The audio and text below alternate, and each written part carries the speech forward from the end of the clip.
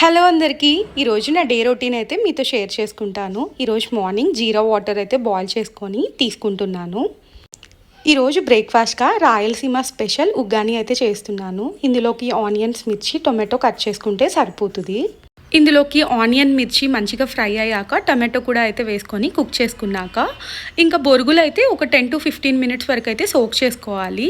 ఇందులోకి main ingredient ఈ పప్పుల పొడి అండి. చాలా టేస్ట్ని ఎన్హాన్స్ చేస్తుంది.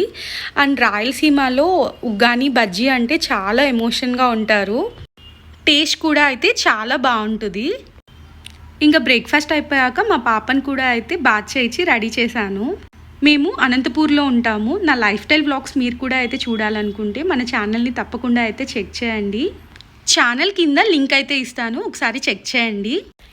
మీ లంచ్ బాక్సెస్ బ్యాడ్ స్మెల్ వస్తున్నాయా? అప్పుడు మనం ఏం చేయాలి వీటన్నిటి గురించి లాంగ్ వీడియోలో చెప్పున్నాను.